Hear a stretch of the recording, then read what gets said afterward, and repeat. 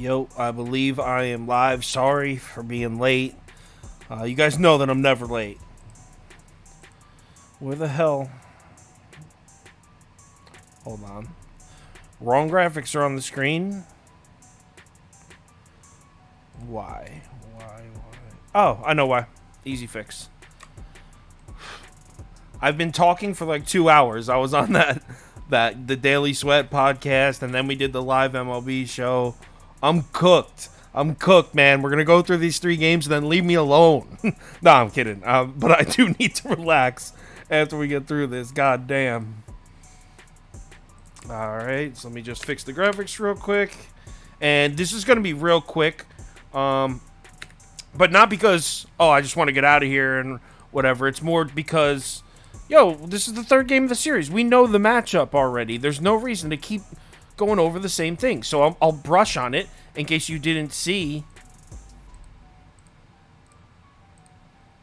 My earlier videos. But there's no reason for me to keep saying the same things over and over again. You know how I feel about these matchups. If you subscribe to this channel, you already know. There we go. All right, so first game, Celtics at Hawks. And once again, if you watch my videos, you know what I'm betting here. You already know that I'm on Boston. I don't care that we're back in Atlanta. It's up to 5.5 now. Don't care. You know what? Let me go on to OddsJam, see if we can still get it at a better number. I'd like to still get it at 5, obviously. But I did see it was 5.5.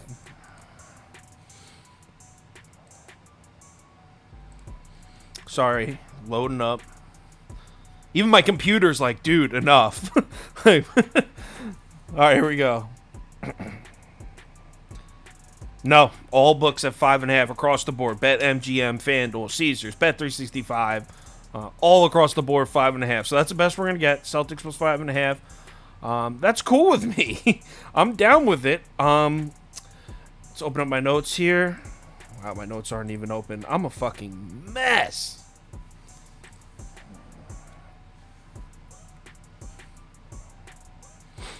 But you already know what I'm going to say while my shit's loading up.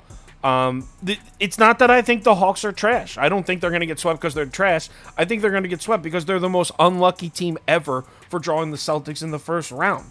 You got a team whose their weakness is the perimeter defense. They can't defend the three-point shot. That's been the Hawks' weakness this entire season. How are you going to draw the Celtics in the first round? That's fucking so... If I'm a Hawks fan, I'm like, this is bullshit. If the Hawks drew the Sixers or the Bucks, I'm not saying they would have beat them. Of course not. But I think we would have seen some good games. I think the Hawks could have taken 1 or 2. I don't think this Hawks team is terrible. But Boston is just a terrible draw. Even if you... I finally have my shit up now. So even if you look at Game 2, I have it open right here. You know the game flow on ESPN that shows the score? The final score of Game 2, similar to Game 1, they only won by 13. It was 119-106. Atlanta was never close. I know 13 points, you think, that wasn't that much of a blowout. No, it was complete control from start to finish. Boston dominated that game. And what do you know? The Celtics shoot 45.5% from 3. Again, they're going to continue to do that. The Celtics are arguably the best outside shooting team in the league. Maybe Golden State at home would have something to say about that. But other than Golden State at home, I don't think anyone can fuck with the Celtics as far as outside shooting and the Hawks perimeter defense, man. I'm having trouble isolating props in this series because it's just like take your pick as far as Boston outside shooters. Like Tatum didn't have the best Game 1. Tatum was on fire in Game 2. Maybe you play the seesaw, play Tatum under. Pick an outside shooter on Boston, and he should go over. But the problem is that the odds reflect that. You're getting high prices on all Boston 3-point shooters. So that's why I didn't even write down a prop for this one, because I was like, you know what? Let's just ride the Celtics heavy. I know it's 5:11 and I'm super late, but I'm gonna put together an SGP for the ticket for this one. One of my SGPs I haven't hit in a minute though. It's been a while, so I need one of those to hit. Anyway, let's move on to the next game. Oh, nice. My comments are working on the screen. Thank you. They weren't working on the MLB show. That's my favorite part. I think that's what makes the show fun, is because I like including everybody. And then in the MLB show, it's just me and Prop Beaver talking back and forth. I'm assuming everyone's on Boston with me here. Like, is there anyone that thinks Atlanta's going to take this? And that's the other thing. You know what? I forgot to mention something. So if this was 2021, remember 2021 when the Hawks went on that playoff run? They beat the Sixers, they beat the Knicks. They went to the Eastern Conference Finals. That year, Atlanta was unbeatable at home. The Hawks at home, you just didn't fade them. That is not the case this year. Atlanta's just 18-23 against the spread at home. So, like, how are you even going to sell me on the home court advantage? You can't. I'm definitely Boston. If it was Cleveland or Toronto, one of those teams that protects their home court really well, maybe. But the Hawks, no. All right. Next, we move on to my New York Knicks. And I'm sorry to do this to my Knicks, but I am not betting my Knicks. I am on Cleveland plus 1.5. But this is my least favorite bet of the night. I like the other two better. This series, these teams are so evenly matched. It's such a coin flip. And then even when you're looking through the numbers and you find a strength for one team, the next number you find is a strength for the other team. A good angle for the Knicks in this one would be the rebounding. Now, this is a good angle for the Knicks. I'm betting the Cavs, but I just want to share this in case you do like the Knicks. This is what you're looking for. In Game 2, let me pull it up so I have the exact numbers. In Game 2, Cleveland out-rebounded the Knicks 43-36.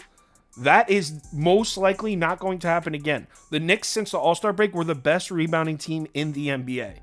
So that's a nice angle if you're betting the Knicks here, because that regression should come swinging right back. The Knicks dominated the rebounding battle in Game 1. They should do so again in Game 3. That's your angle for the Knicks. Now, why am I betting the Cavs then?